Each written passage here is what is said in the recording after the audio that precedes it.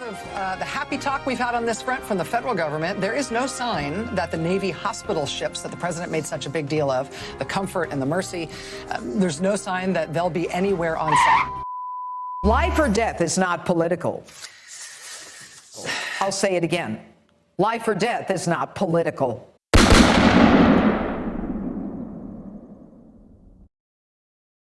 When you're in a crisis where the issue of greatest consequence is at stake, neither you nor I give a darn about politics. We care about what's going to save us, our families, and our country. America is coming together from a very disturbing hyper-partisan divide where we finally see the commonality we all share. We need to keep that momentum going and move together as a family, the American family, fighting a common enemy. We're all in the same situation. No one's exempted, sheltering in place to protect others and ourselves. Many suffering economically and emotionally. Many of us lonely, looking to entertain ourselves with the simplest of things. Some of us frightened, distressed, filled with apprehension, worried about when this will end. All of us aching to get back to normal, whatever that may be. So why does everything have to be political? He's the commander-in-chief at the helm in this war, making the tough decisions, working with his staff at breakneck speed every day, answerable to a barrage of questions by the mainstream media. And in addition to bringing together the best and the brightest, he requires that they do the same. Yet the left and the mainstream media instinctively disagree with anything he says. It's a gut reaction.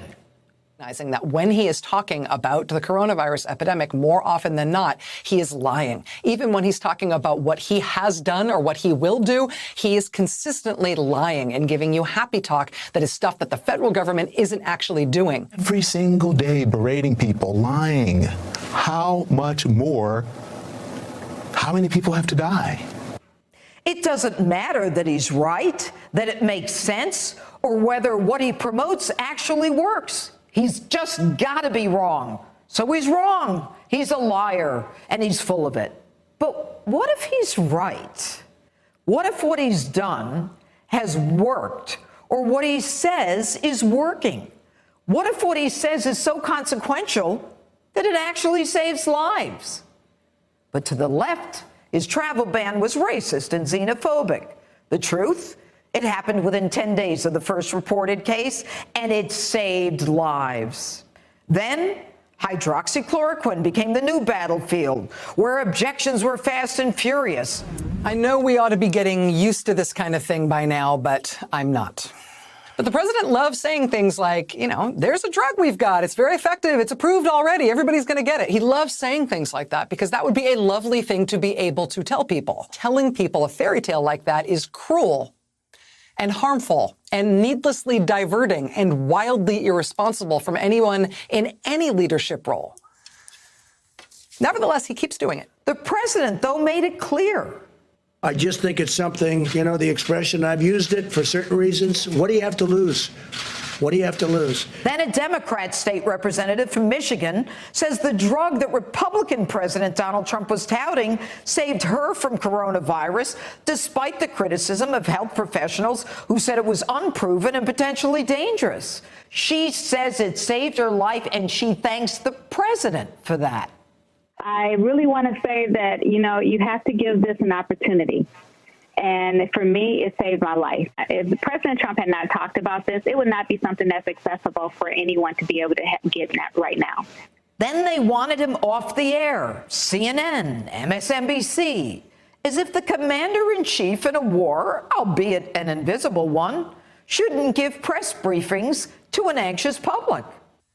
If it were up to me, and it's not, I would stop putting those briefings on live TV. It's misinformation. If the president does end up saying anything true, you can run it as tape. But if he keeps lying like he has been every day on stuff this important, all of us should stop broadcasting it. Honestly, it's going to cost lives. Then he wasn't doing enough. So he brings in the naval ships, the Mercy and the Comfort, ahead of schedule as they scoffed at his ability to even get it done in the first place. in terms of the happy talk we've had on this front from the federal government, there is no sign that the Navy hospital ships that the president made such a big deal of, the Comfort and the Mercy, there's no sign that they'll be anywhere on site helping out anywhere in the country for weeks yet. He said one of those ships would be operational in New York Harbor by next week. That's nonsense. It will not be there next week. 1 week later. He actually dredged the ocean floor to get the ships in. The truth, though, those ships on both the East and West Coast are now virtually empty. Things are changing. More people are being discharged, thank God, than admitted. People are coming off ventilators. Now the president is faced with the reopening of our country. When, how, in phases, in different parts of the country. How he'll do it, we don't know. I'm going to have to make a decision, and I only hope to God that it's the right decision. But I would say, without question, it's the biggest decision I've ever had to make.